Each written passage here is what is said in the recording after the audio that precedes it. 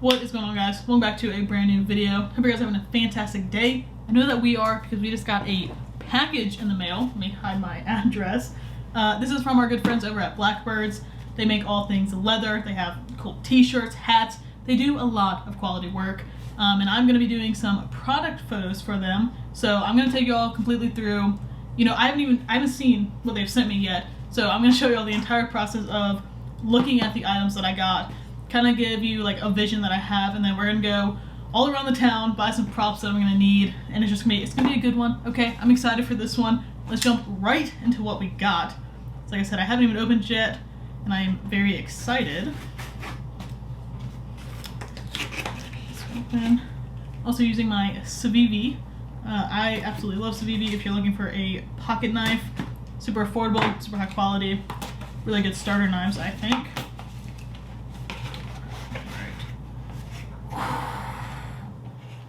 I am so excited for this one.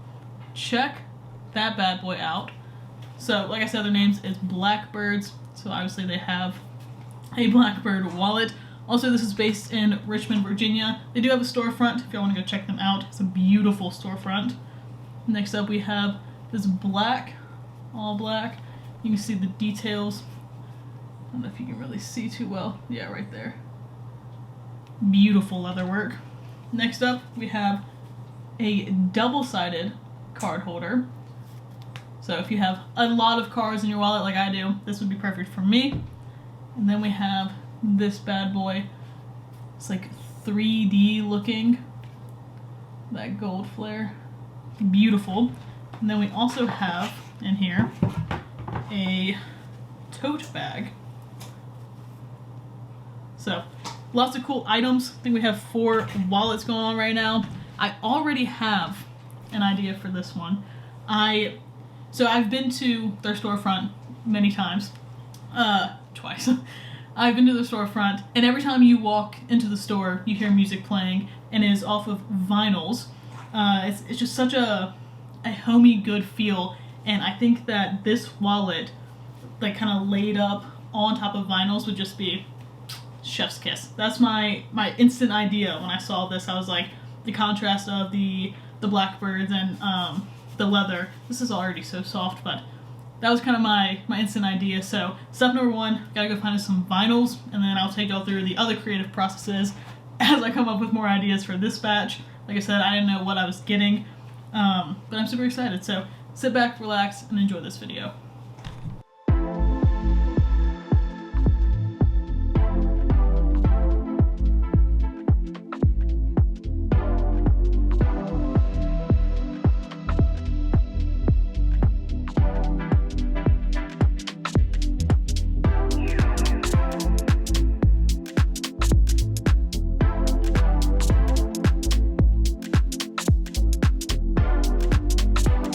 Alright, we are back from the vinyl store. I got all the goods right here. I'll show you what I got, but I essentially just wanted to go over kind of my vision that I have for this and how I'm going to set it up. So, like I was saying, he always has records playing when he's making the wallets, and this is the wallet that we're shooting today. And so I wanted to just kind of incorporate his passion for music along with his passion for the leather wallets. So I'm just kind of combining the two.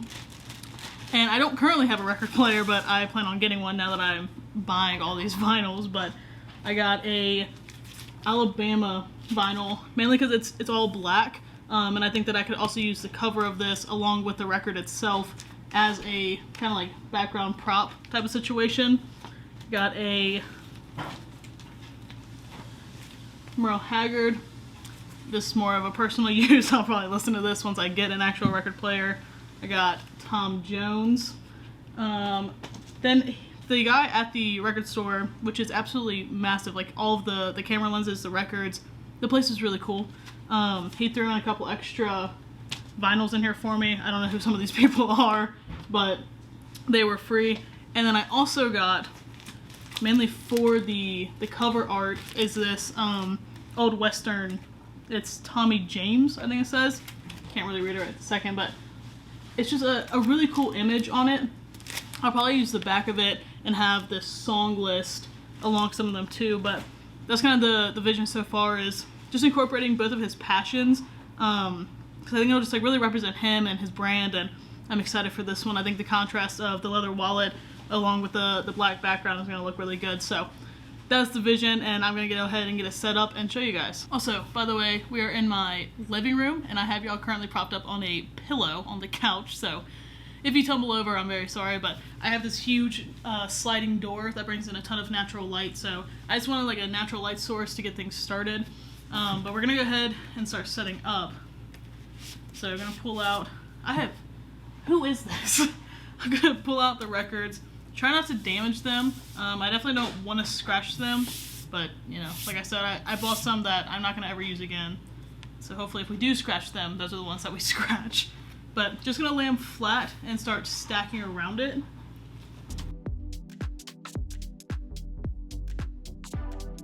Some of them are honestly already kind of beat up. This one has some scratches already on it. A little bit of paint is what it looks like, but like I said, not really using them. So we're gonna stack them up. Try and build layers essentially. That way it gives us some dimension on the table.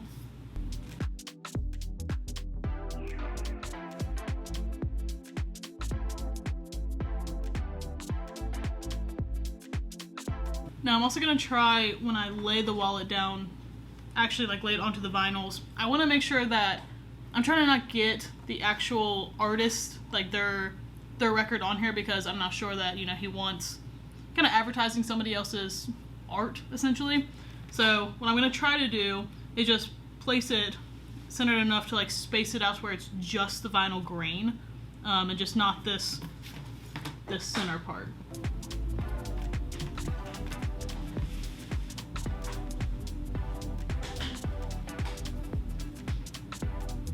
Also going to be using my Canon 5D3 along with the Canon 50mm on here. This is like my favorite combo of all time. I talk about it all the time on this channel, so you already know that, but I'm going to go ahead and get started.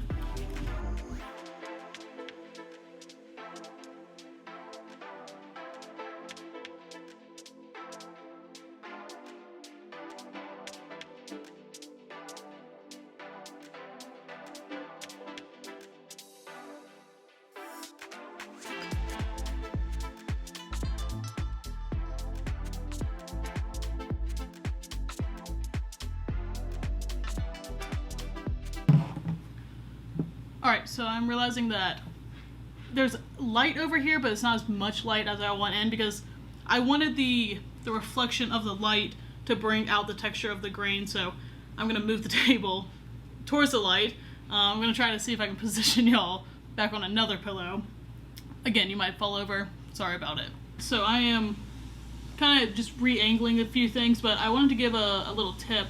So flat lays can sometimes look too flat, and especially when you have a flat subject and you're already using, like I said, you want to make layers, and the vinyls are stacked up, but they're a flat surface. So what I did was I'm just going to take my camera cap, the lens cap, and I'm going to put it down and then just put the wallet right on top. Can't see it, but it does add a little bit of dimension, bringing it off those vinyls, and it's looking really good. I'm happy with it.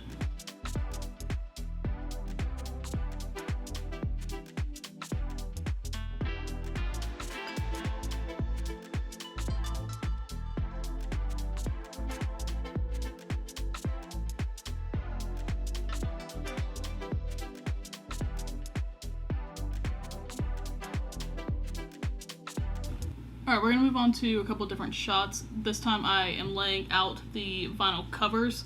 And this is already having a little bit more dimension. This cover is really thick, so I'm going to use that as the top cover. Still probably going to use the lens cap to place the wallet, just because I want, like I said, a little bit more dimension for the wallet, but I'm liking how this is coming out so far.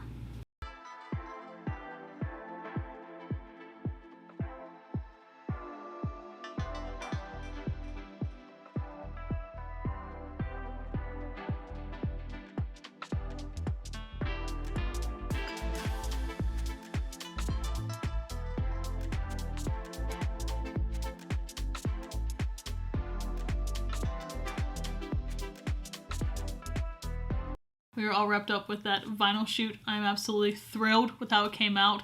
I literally, like, you know how sometimes when you have a vision and you just try to like incorporate your vision into something, but it doesn't turn out the way that you wanted it to? This was not the case. This came out exactly like I wanted it to. I am so stoked on how these pictures came out. I'm going to pop them up in just a minute.